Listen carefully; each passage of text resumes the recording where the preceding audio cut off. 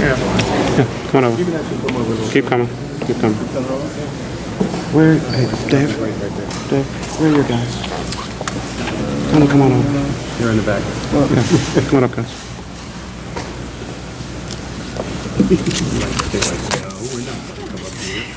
You're a little shy. You're just a little shy. No, I don't think so.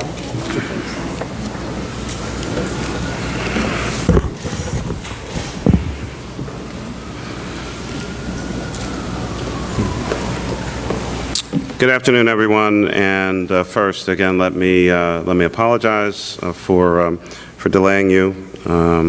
Just had a few additional things to go over with today's announcement.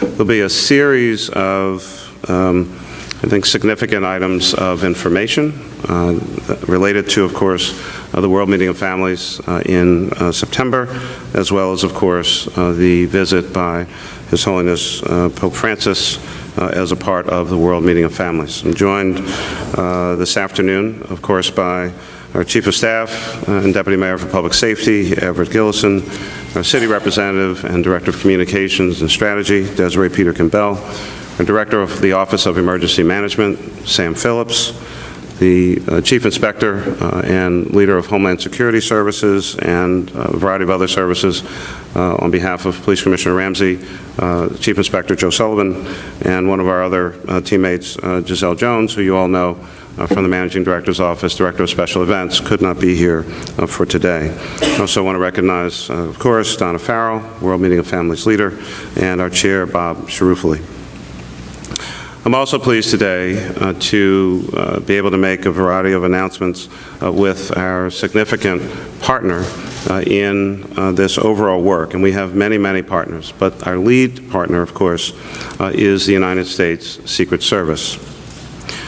I'm pleased to introduce, and you'll hear from him shortly, the Special Agent in charge of the Philadelphia office of the U.S. Secret Service, Dave Beach, Assistant Special Agent in charge, Ken Valentine, Assistant Special Agent in charge and the coordinator from Washington, D.C. for the papal visit, Mike Breslin, and Special Agent Robert Walker.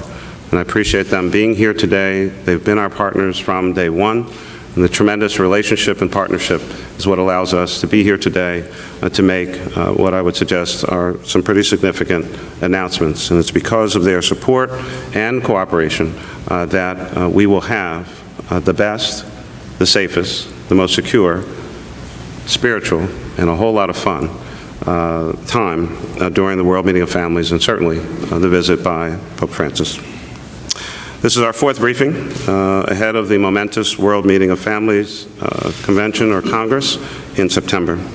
We're now 6 weeks and a couple days from the arrival of His Holiness Pope Francis.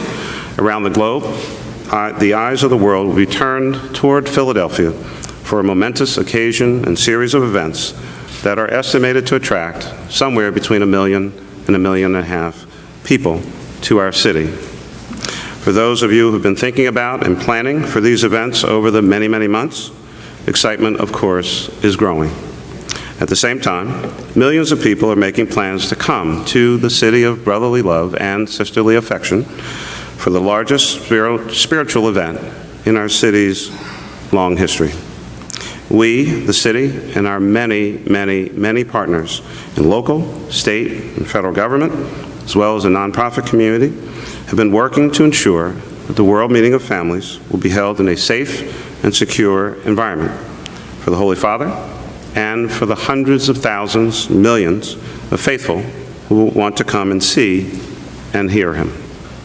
In previous briefings, we laid out some basic and fundamental facts that we do anticipate and are planning for an estimated 1 million to 1.5 million visitors to our city, culminating in the weekend of September 26th and 27th. That this event and many of its activities will in fact be mostly walking events, and folks should prepare for that as well. And that our transportation partner, SEPTA, has detailed plans to move visitors as quickly and efficiently and safely as possible. Most recently, we announced various vehicle restrictions would be enforced in what we described last week as the traffic box. And some have certainly rightly asked, why do we create this traffic box? Quite frankly, it's not really an issue related to protecting Pope Francis. In reality, it's primarily to protect the millions of people who will be walking on our wonderful but narrow city streets and our sidewalks. In that kind of setting, cars and other vehicles and hundreds of thousands or possibly a million people really don't mix very well. We've also said that motorists who remain in the traffic box will be able to use their vehicles, but I think also the practical reality is they may face some daunting challenges depending on where they are or where they're trying to go, because there will potentially be so many people literally in the streets of our city. These challenges relate, of course, to the sheer size of the walking public and, of course, the need for emergency access roads. The traffic box, in fact, is meant to try to reduce the amount of vehicular traffic in primarily Center City for the general benefit of both motorists and pedestrians. But there are certainly some other challenges, and I want to mention them today. And there are wonderful opportunities to take on those challenges and still have an incredible event. As you all well know, the United States Secret Service is our lead agency for security related to the World Meeting of Families and the papal visit. This huge event has in fact been classified as a national special security event by the Secretary of the Department of Homeland Security. That is a federal designation that is attached to any number of large events that take place in the United States of America. For instance, the Super Bowl, the World Series, national conventions, and the like. Part of that security is, of course, requires the creation of a secure perimeter, a layered buffer, if you will, that protects the venue, and in this case, of course, the many, many people and the Pope. Given the amount of planning that will need to be done by everyone impacted by this event, we're prepared to talk about all of those various boundaries today. You may recall last week, again, we introduced two terms and tried to define those terms last week. Today, of course, those terms are still in effect, and there'll be two new terms and an explanation of what those terms mean. The secure perimeter will have a fence with entry points where people will walk through a magnetometer. Vehicles will need to be removed from inside this secure perimeter. In addition to this perimeter, there will be a second perimeter established by the Secret Service. That one is referred to as the secure vehicle perimeter. This secure vehicle perimeter will be located outside of or beyond the secure perimeter that I just mentioned a few minutes ago, and will, in essence, protect the innermost area. Once this secure vehicle perimeter is established, all vehicles must be removed from within the secure vehicle perimeter area. What I now want to do is to walk and talk very briefly, and of course there will be many questions, but what I'd like to do is to try to set a certain stage for the next part of my remarks and presentation. You now see the full map, and what I'd like to do is probably wait for a few of you. It appears that more than a few want to take some pictures, so I'll wait for that. And then there are timelines and details. And there are timelines and details that go with all the different colors on the map. And somewhere in the course of the next 24 hours or so, we will get out to the news media in an electronic version, the map, so that you'll have the best possible copy. Again, if you recall from last week, the map that we had up had only two colors on it. The green, which is referred to as the traffic box, and the yellow, which are authorized vehicle access roads. The red line now is officially referred to as the secure perimeter, and the black line is now officially referred to as the secure vehicle perimeter. Obviously, not only a distinction in words, but also a distinction in terms of application.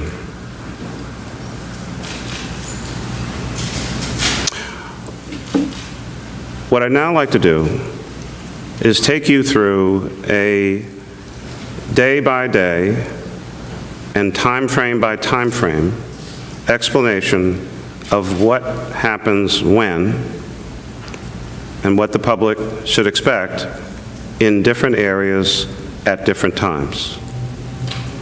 Is everybody good? Okay. On Thursday night at 10 p.m., the area referred to as the Parkway, and everyone knows the Parkway area. The secure perimeter and the secure vehicle perimeter will go into effect and be constructed. On Friday morning at 6 a.m., in the area between 12th Street and to the west to 20th Street, that area will be open to pedestrians only. In the red area, pedestrians will need to be screened. That's the use of the magnetometers. And in the black box, or now referred to as the secure vehicle perimeter, no cars will be allowed. And of course, no cars are actually allowed in the secure perimeter or the secure vehicle perimeter. On Friday, still, at 8 a.m., the authorized vehicle access roads, the yellow, will go into effect. Cars will not be allowed on the authorized vehicle access roads starting at 8 a.m. on Friday morning.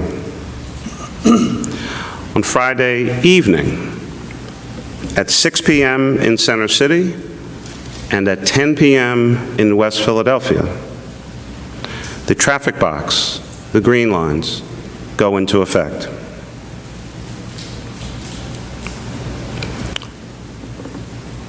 Also, on Friday night at 10 p.m., the area we'll refer to as the Independence Hall area.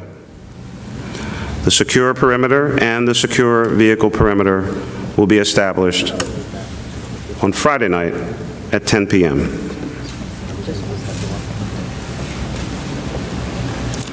On Saturday morning, from 20th Street West to the Art Museum and at Independence Hall at 6 a.m. as well, both will open to ticketed and screened pedestrians.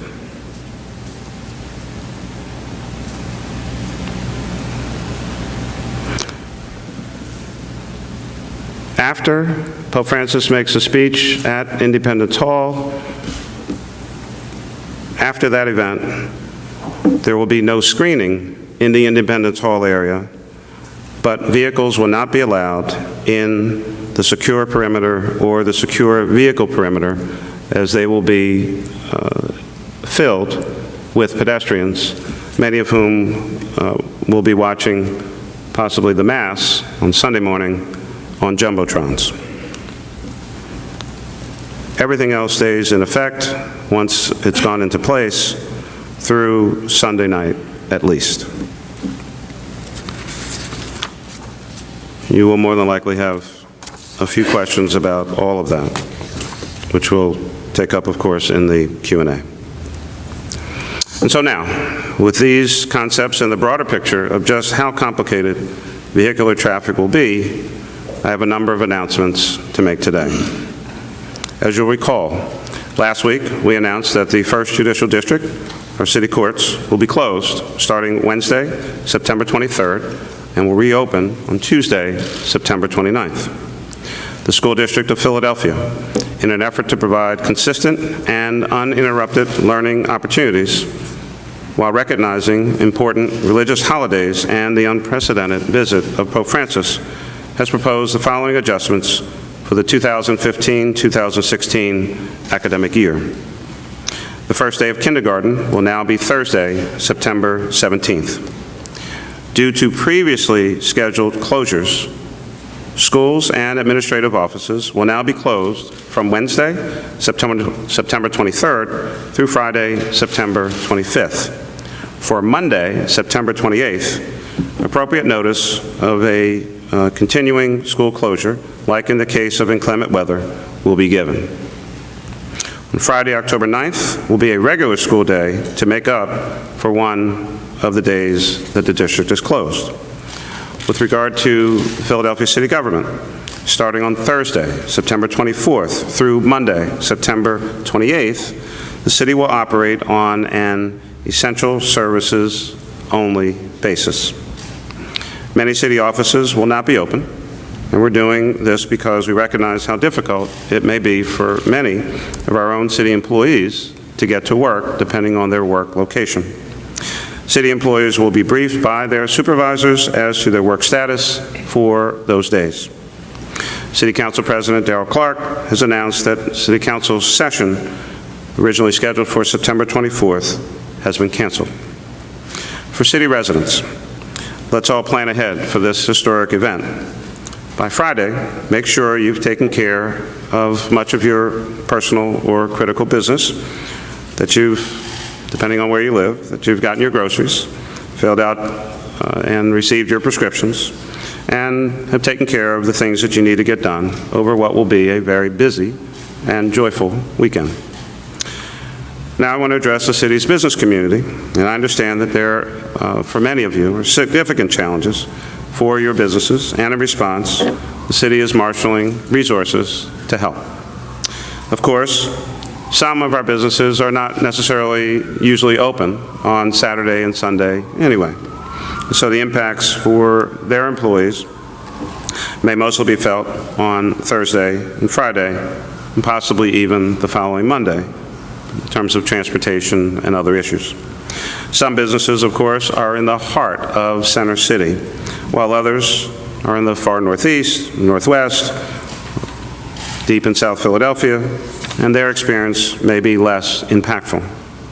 And still other businesses will service the attendees to the World Meeting of Families, particularly our tremendously robust hospitality sector. On Monday, a papal visit, quote-unquote, Business Resource Center, sponsored by the city's Commerce Department, will be available on the city's website. There will be information, maps, and a Q&A document that attempts to answer many of the questions that local business owners have been asking. Please go to the website and check out and absorb that information. If you have additional questions, of course, you'll be able to call the Department of Commerce's Office of Business Services. The office will have staff of about 10 business service managers who are trained and prepared to answer basic questions.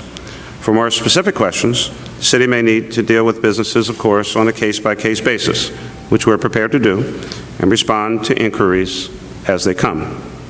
The Business Resource Center will start taking calls at noon on Monday, and thereafter will run from 9 to 5, Monday through Friday. Voicemails will be responded to as quickly as possible, and there will be a general email address for businesses with questions, and we will respond. The phone number and the email addresses will be available on Monday morning through a press release, as well as being posted on the front page of the city's website. Beyond this outreach effort, and starting several months ago, our partners in the World Meeting of Families coordinating team began to reach out also to the business community. That work will intensify over the course of the next few weeks.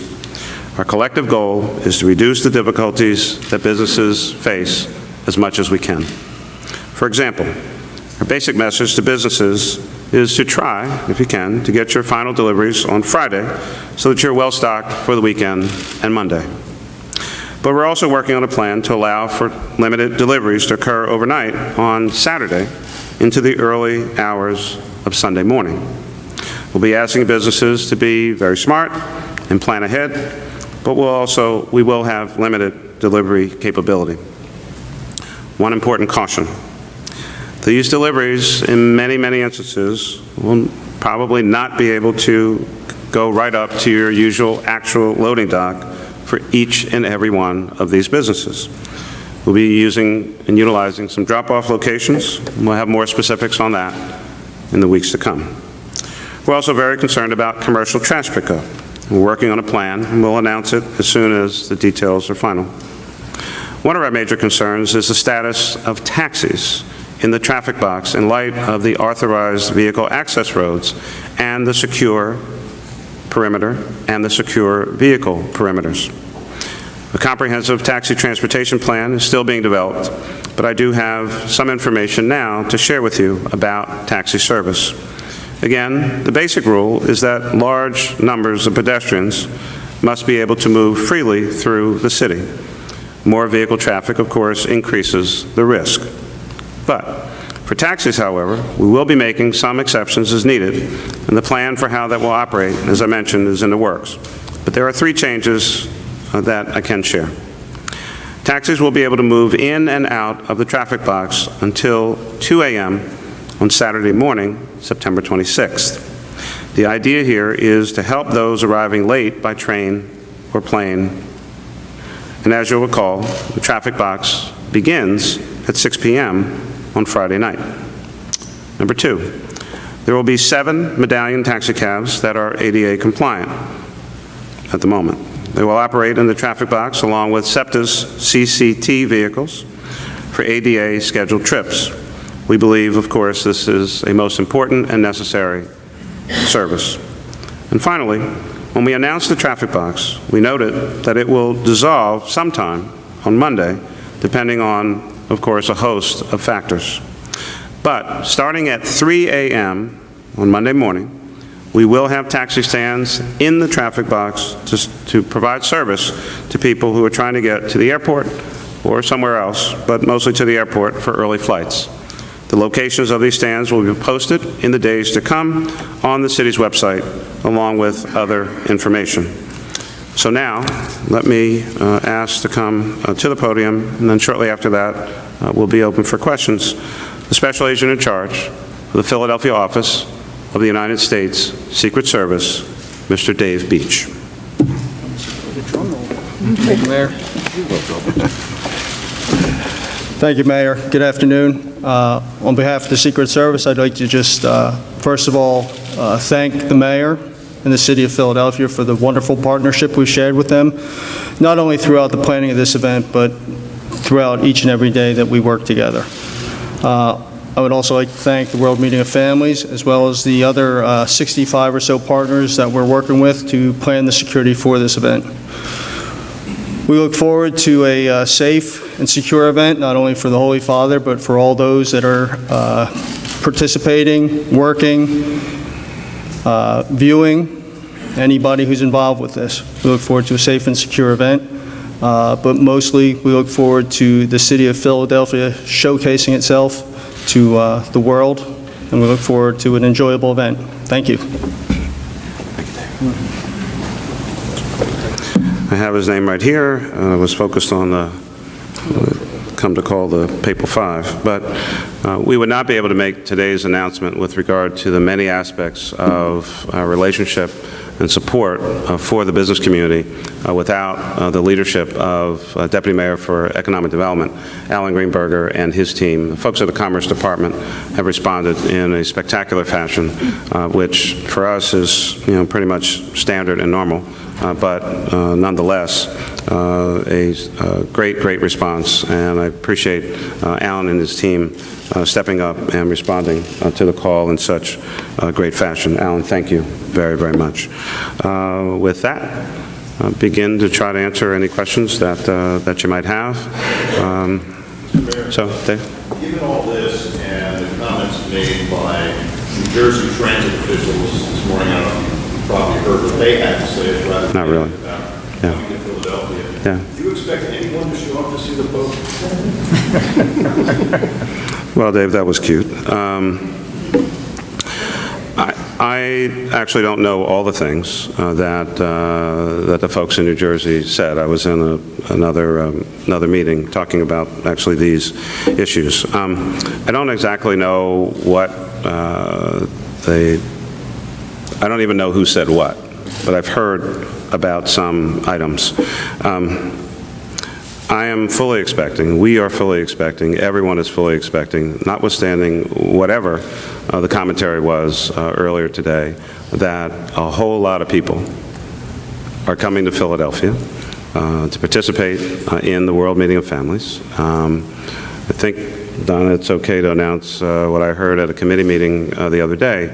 You know, again, of course, we talk about the World Meeting of Families Congress. That's the big event, and then now, of course, we have a bigger event with Pope Francis coming. But the Congress itself has now exceeded, from a registration standpoint, has exceeded all other World Meeting of Family Congress events that have taken place. That's first. Second, the level of enthusiasm and engagement across the city, across the country, and around the world is significant. And so, you know, I've not talked to anyone from New Jersey about their concerns. Not a one has called, except the great partnership that I share, and I have talked with her, Mayor Dana Redd in Camden, who is enthusiastic about this event. She's a tremendous partner with us on any number of things that take place. And so, I mean, I'm not going to comment on something that I did not hear firsthand. I think that, you know, we will continue to work with our partners in New Jersey, help them answer any questions, help them to better understand what we're doing, what we're trying to accomplish. We really are partners in this work, and we're heavily dependent on their support and cooperation. So, yeah, I think that's at the moment the most I can say about comments that I don't know where they came from, I don't know what they're about.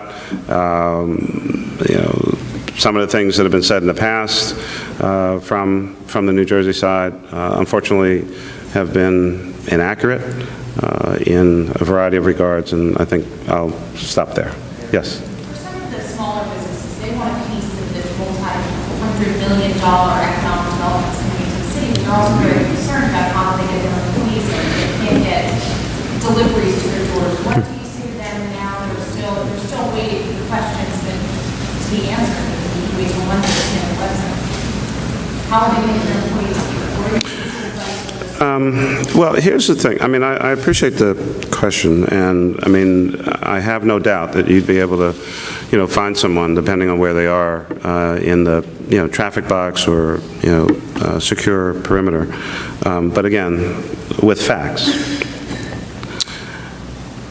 The U.S. Secret Service, in partnership with the Philadelphia Police Department, our own Commerce Department, and World Meeting of Families, have actually talked to many, many, many businesses in at least the most affected area. The U.S. Secret Service has had a significant presence by way of agents brought to Philadelphia especially for this purpose. And they have literally been going door to door in the downtown area, talking to building owners, talking to store owners or business owners, asking very fundamental questions. What are your normal business operations pretty much Friday, Saturday, Sunday? What do you normally do with regard to deliveries? How do your employees primarily get to your business? Are they walking? Are they on bikes? Are they taking mass transit? Do they drive? All of those kinds of issues. And we've had a lot of contact with a lot of businesses. There's no doubt in my mind that we have probably not talked to each and every one of them. And again, the Business Resource Center, I think, will be very helpful. At the same time, as I mentioned earlier, I think as more of this information gets out, again, in the next 24 hours, we expect to get you an electronic copy of this is the map. We also know that our business community is tremendously resourceful. So, for instance, 20-inch snowstorm. businesses that are open, even over the course of the weekend. I mean, they have plans already in place for how they deal with those kinds of significant events. And in many instances, we will benefit tremendously from their own experience. And if they have plans and ideas and how they deal with the inconveniences that happen in an unplanned way, we will utilize, to the greatest extent possible, that information that they have. They're our partners. It's our job and responsibility to do everything we can to be as least disruptive as possible, and to make sure if they're going to be open, that they're able to operate with a high level of efficiency. So we're going to work with them. Mike? I just want to be sure I'm clear that two red boxes are entirely fenced. Is that correct? The red is referred to as the secure perimeter. Those are areas where, to access the secure perimeter, you will have to go through a magnetometer. There will be a series of them, and then to prevent people from, in essence, direct people to the magnetometer, there will be some form of fencing or blockage to create the perimeter such that you have to go through, to get into the secure perimeter area, you will have to go through a magnetometer at any number of points up and down those two areas. And again, they're to some extent separate, but they're doing the same thing, either the Ben Franklin Parkway up to a certain point or the Independence Hall area. So to get into the secure perimeter, you will have to go through a magnetometer area staffed by the U.S. Secret Service, and you won't be able to access it by any other means. And are you concerned at all about long lines at those magnetometers, about the needs of those with disabilities or seniors, and maybe being able to get in front of the line elsewhere? First, all of the magnetometer areas or entry points are ADA compliant. Second, it's one of the reasons why on the days when they quote-unquote open up, they're opening at 6 a.m. In the morning to allow for a maximum amount of time for people to make their own decision as to when they want to access. At any number of events that are nowhere near this size or magnitude, often when you have magnetometer utilization. Again, President Obama comes to town, there are areas where people want to go. Invariably, there will be some amount of lines, but there will be a lot of magnetometers out there. The U.S. Secret Service is very efficient in their work, but depending on, the time, at one point in time of the day, there might be very little activity. At another point in time of the day, there could be a lot of activity. But folks will decide, how they want to access the site. Are there restrictions on what people that will do those magnetometers can bring in? Well, there are the obvious, there are the obvious restrictions on what you can bring in. But I'm sorry. Food, water, packages. Food, water is fine. Packages, I'm being serious. Packages depending on what's in the package. But yeah, food, water, all those kinds of things, sure. Yeah, but you still have to go through the magnetometer. I'm sorry. And we'll publish a list, of course, which probably will not be exhaustive, but it'll be big, of, either do's and don'ts or what you can bring, what you can't bring, just to kind of get it in people's mindset. Yes? Every street be open outside of the secure perimeter zone. One of the questions I've heard from small businesses, particularly eateries that want to remain open, is they have no idea, you're not going to get this answer from anybody, even What? Secret Service, who are visiting them. What's the question? As to whether every street outside of the secure vehicle perimeter will in fact be usable during this week by cars. Every street outside of the secure vehicle perimeter area is open To vehicular traffic. to vehicular traffic except the authorized vehicle access roads. The authorized vehicle access road is within the green traffic box. And how many of those major arteries, is there a map of Yeah. those? So, well, yeah, you're looking at them. So, for instance, I know at least this one part of the map. So the southern green line, and we gave these boundaries last week, but the southern green line is South Street. The street to the north, which is the westbound yellow line, is Lombard. The top line, which starts to get a little tricky, but again, for my memory, the northern boundary on the eastern end of that map is, I believe, Spring Garden Street, which then connects into, I believe, Ridge Avenue, which ultimately leads to Girard Avenue, right? And then it's river to river. So that's just the area, again, that we've talked about. If you're in the box or out of the box, and you can drive around in the box, but if you leave the box, you can't come back in. We do not want vehicles on the authorized vehicle access roads because they are for police, fire, EMS vehicles, and any other personnel that we need to move around.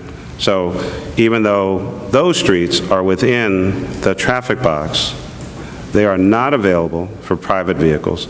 But everything else, outside of north and south, outside of east and west, outside of the secure vehicle perimeter, all of those streets are open.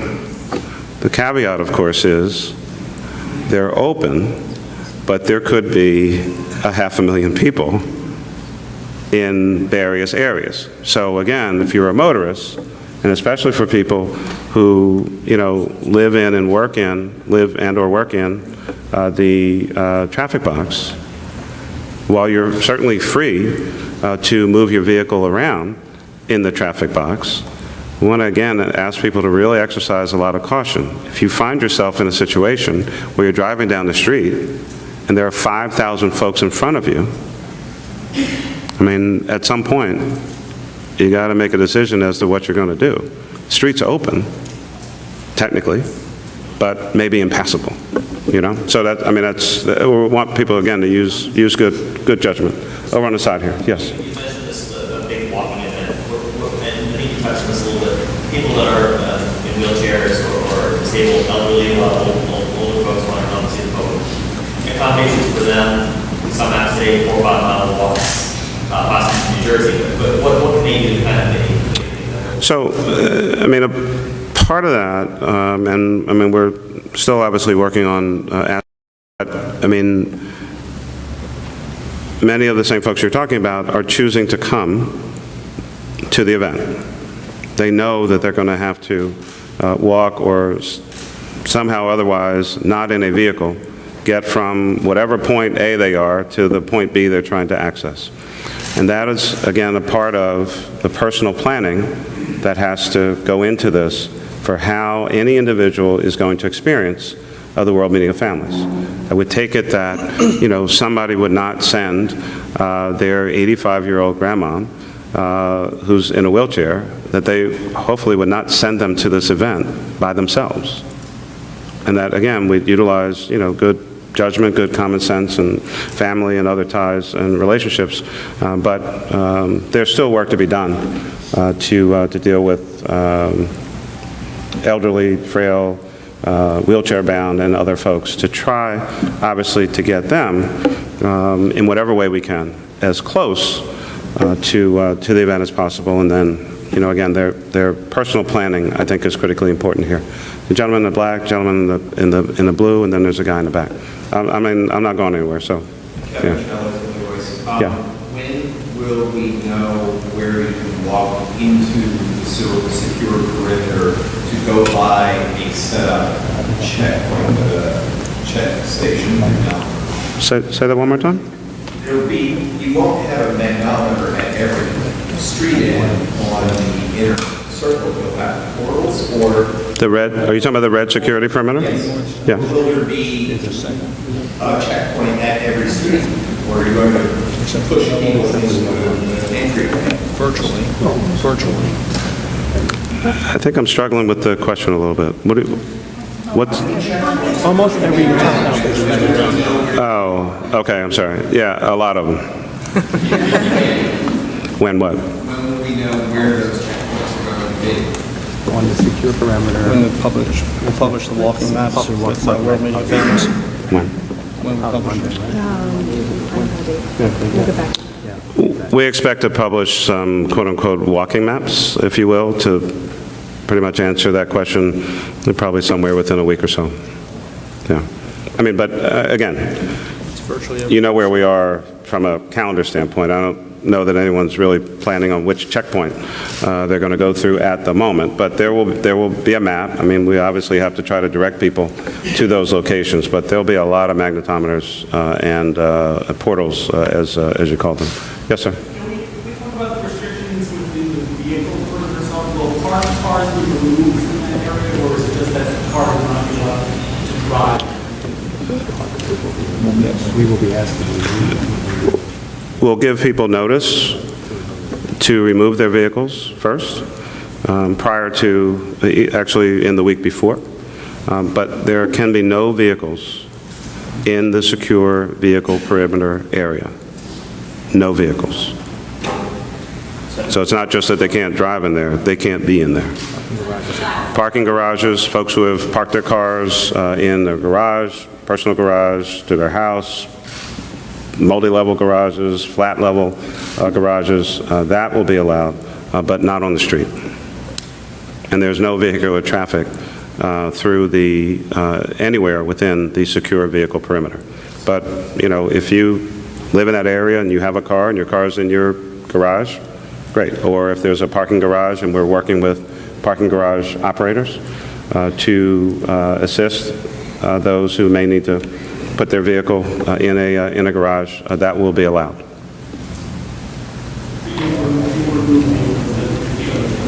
If we have to, we hope to not have to do that.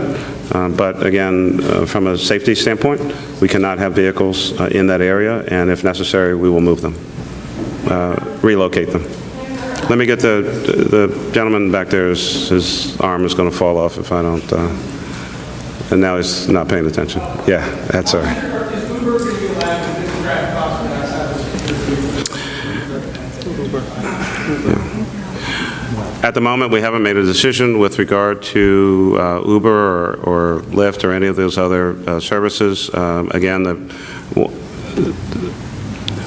putting aside whichever of those are operating legally in the city in the first place, but at the moment, we're only talking about medallioned taxis, and we've not made a decision with regard to the other types of transportation networks. Mr. Mayor, picking up on that, you said 7 handicap-capable cabs would be allowed. Is that 7 cabs only, or 7 accessible cabs, plus however more you decide on later on? Yeah, the number I gave was specifically with regard to the ADA compliant cabs on that particular issue. We do not have a number at the moment on all the rest of the quote-unquote cab fleet, if you will. And one other thing, you mentioned the earliest restrictions would be at 10 a.m. on Thursday in the Parkway area. No. 10 p.m. 10 p.m. All right, 10 p.m. Yeah, slight difference. And you see that the red zone represents what fencing is going to be.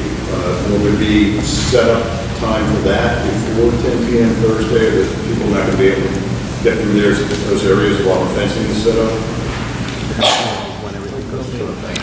10 p.m. is when that build-up starts.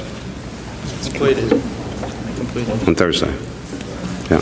Mayor Miller, other than perhaps some accommodations for overnight deliveries for these businesses, are you considering any other accommodations for them with regard to helping get their employees to the places of business? Because that's another concern that folks I know have expressed. We don't know how we're going to get our employees to come to our facility to work this weekend because the SEPTA inbound traffic does not appear, it's not simultaneous with outbound traffic. Any accommodations to help businesses in Center City overcome this obstacle?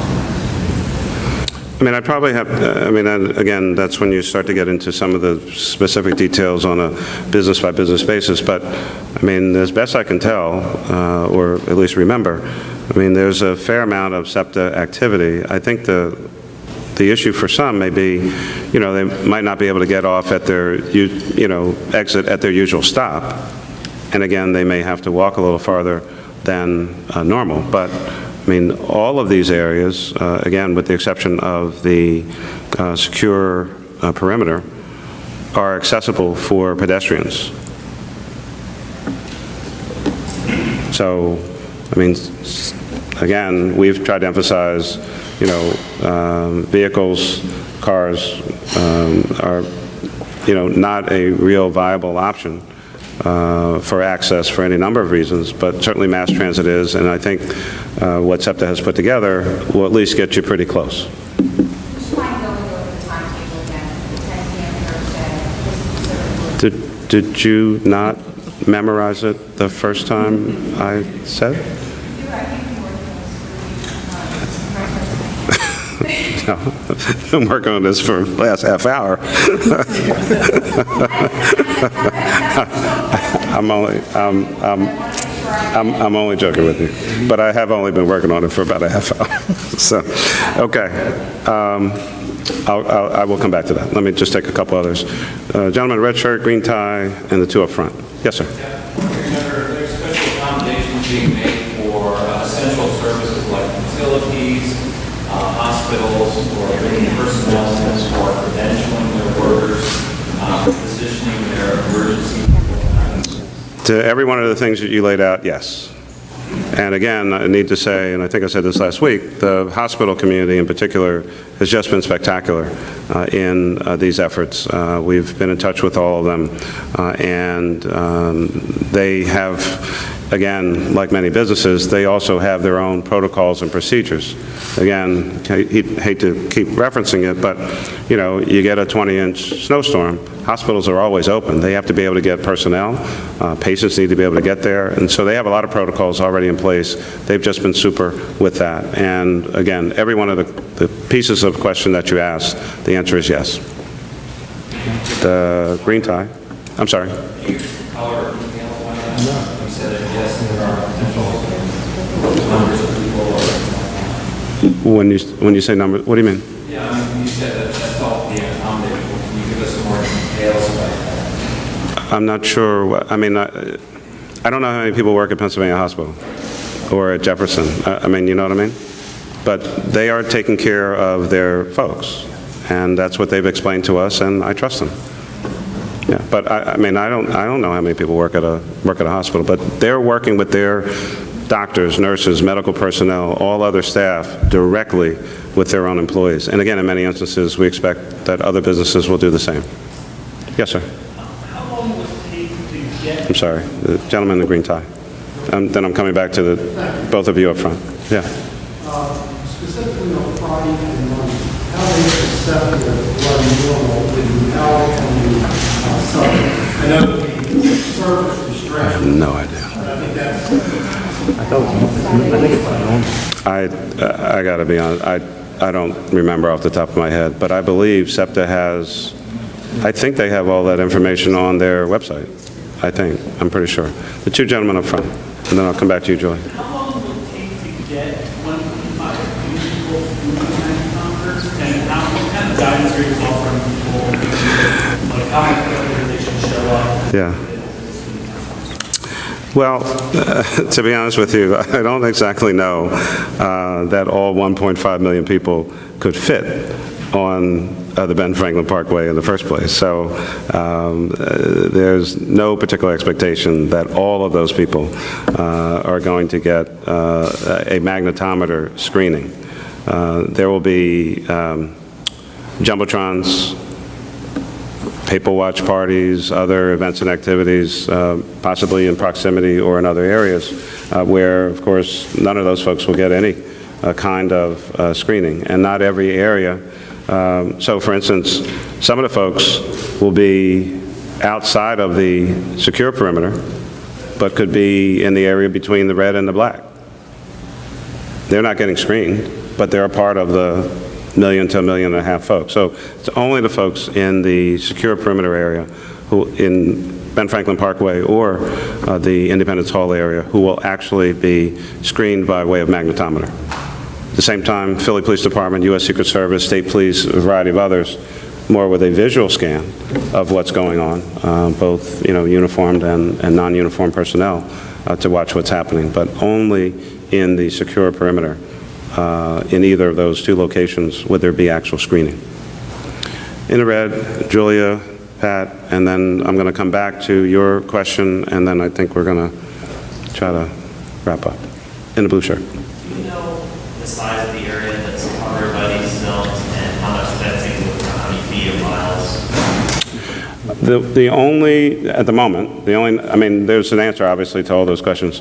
The one thing I do know, the traffic box, which of course is the largest, broadest area, is approximately 3 square miles. We know that because Alan Greenberger, our deputy mayor for economic development, is also formerly, or I guess still is, an architect, and knew that off the top of his head when I asked him. The city itself is 138 square miles. But the green box, or the green traffic box, rather, is 3. And then, obviously, you know, it gets smaller and smaller and smaller as you get from traffic box, authorized vehicle access roads, secure vehicle perimeter, secure perimeter. And we can, I mean, we can figure out the... With that, and this might be a better question for the Secret Service, but is there sort of a thought, you know, I'm curious what the model was as far as other events that this was kind of based on. And I think back to the 2009 inauguration where there were some problems with scanning and people got stuck in tunnels and there was a lot of walking. And some of sort of the maybe do's and don'ts of the previous events that factored into this. I can assure you that the U.S. Secret Service, certainly much like us at the local level, you learn lessons from each and every event. There is always an after-action review. And we have every reason to believe that based on whether it's that event or the other 50 national special security events that the U.S. Secret Service has overseen, that we will have the best in their thinking, the best in, if you will, best practices, and the benefit of all the other experience that they've had in those events. At the same time, again, there probably aren't many events like this in the United States of America or anywhere in the world for that matter. And so, you know, could there, would there, probably will there be, you know, some amount of lines at some point in time? Of course. But again, the lines that we're talking about are primarily for folks who are getting screened, and the vast majority of folks are not going to be able to fit in the secure perimeter anyway. But they are joyful pilgrims, and they'll be happy wherever they're standing. Julia. Are the city looking into adding extra bike racks and the bikes and the black line or the red line? Oh, and also will Indigo operate? You got a couple So the question's on bikes. bike racks for... You know, if people want to ride their bikes in, is there any consideration for adding extra bike racks for the red perimeter? And then I'm also wondering if Indigo will operate. Well, first of all,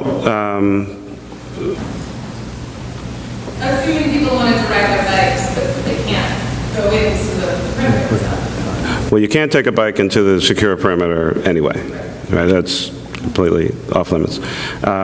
You could in the area between the, at least at the moment, the current thinking is that you would be able to take a bike as far as the secure perimeter, which is the red, so you could be in between the red and the black.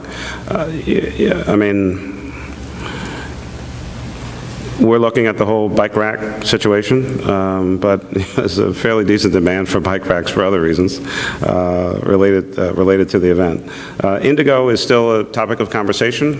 Part of that is, quite frankly, a challenge of where some of their stations are, some of which may be, you know, within a secure perimeter area, and the challenge of, there's a term for this, which I will mess up, but you know, you have a station, it's got the 20 bikes, people take them, they go wherever they go. You know, can they get back to that station, or how do they rebalance the system so that you don't end up with, you know, overwhelming number of bikes down in one part of the town and none somewhere else. So we're trying to work through that. When do people have to be out of the secure perimeter in the red zone? They're sweeping it, and then they get back in and pull up the stairs. So why don't I answer that in the context of going back through to your original question, which I think will help to answer it. So, Thursday night. Yeah, I'm sorry, Pat. Yeah, no, you're right. And then I'm going to come back to you. I'm sorry. worried that potential visitors are being scared away by all these security Reports measures? Well, I mean, I worry about everything, but I think that this is an incredible moment in the history of this city. And, you know, we are open and welcome every, you know, reasonable, rational question, any critique of this plan, that plan, the other plan, why'd you decide X versus Y, all of those kinds of things. I think there are two things that truly concern me the most I mean, beyond safety, security, all of those things. But to narrow down to your question, there are two real elements here. The first is that accurate, correct information is the information that's communicated out to the local public, to the pilgrims, and people around the world.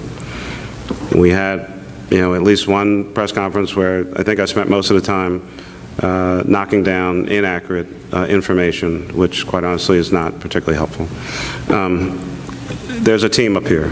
We're all available and accessible. If you have an information request, if you heard something, if there's a rumor, if there's a this or that or the other thing, just ask us. But what we've seen in many instances, unfortunately, is any number of news reports that I think about 99.9% of the time attributed to unnamed, uninformed, and in some instances unprofessional sources have been wrong. And so then each of us wastes our time battling back and forth about inaccurate information when all I can do is ask you to just ask us. And after today, I mean, we're pretty much able to answer any question that we can answer.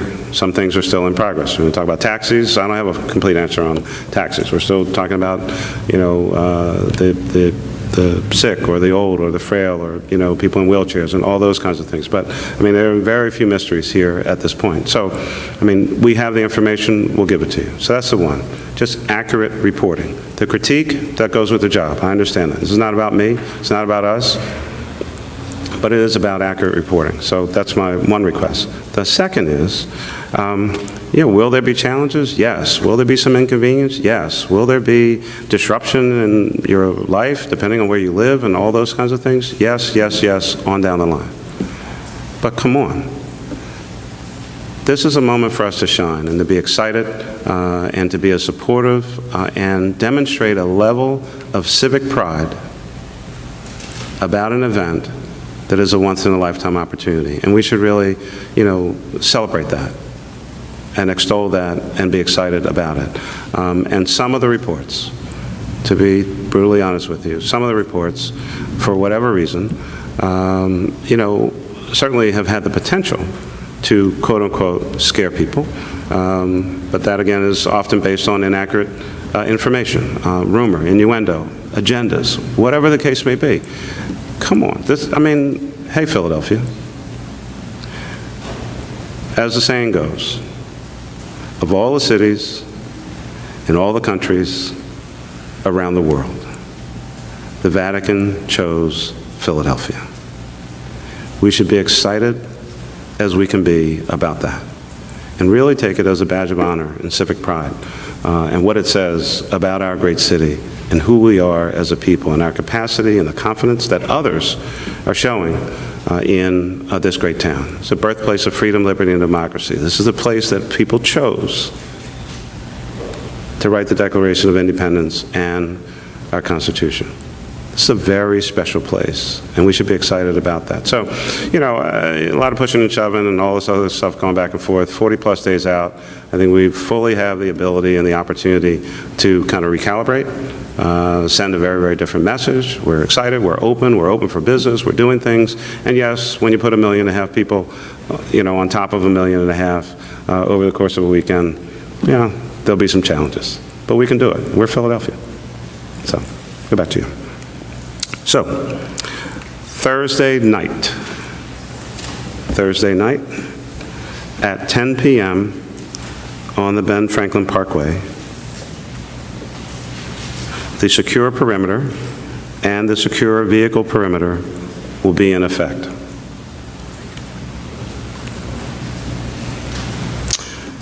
Friday morning at 6 a.m. from 12th Street west to 20th Street. The secure perimeter will be open at 6 a.m. for pedestrians only, and they will be screened in the secure perimeter area. Vehicles are not allowed in either the secure vehicle perimeter or, of course, the secure perimeter. That's 6 a.m. Friday morning. At 8 a.m. Friday morning, the authorized vehicle access road plan goes into effect. That's the yellow. At 6 p.m. in Center City and at 10 p.m.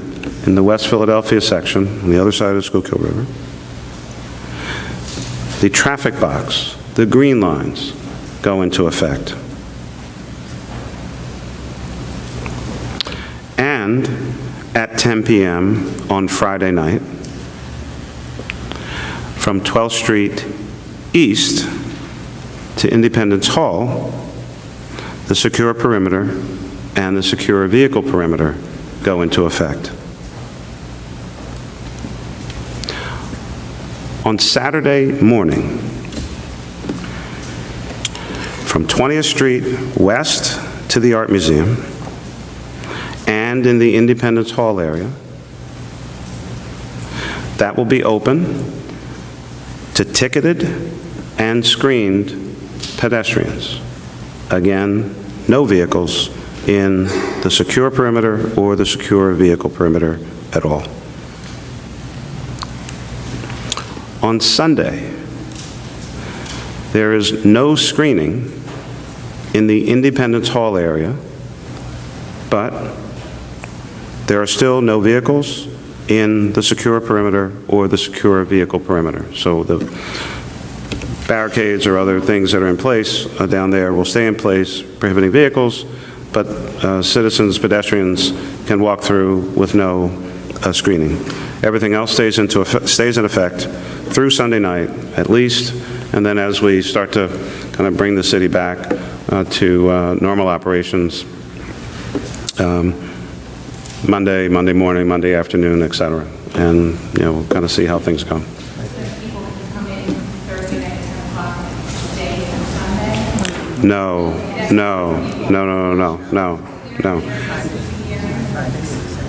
Once the secure perimeter and the secure vehicle perimeter go into effect on Thursday night, you cannot access that area at all. It opens to folks at 6 a.m. the next morning on Friday.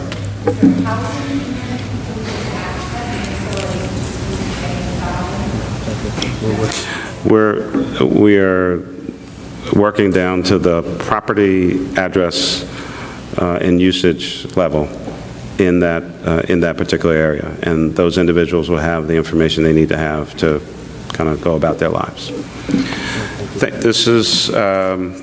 I want to thank you all. I know we've given a lot of information with a lot of details and kept you long and then talked longer. So I appreciate your patience. Please stay in touch with us, and let's have a joyful World Meeting of Families and Papal Visit. Thanks a lot. Bye-bye.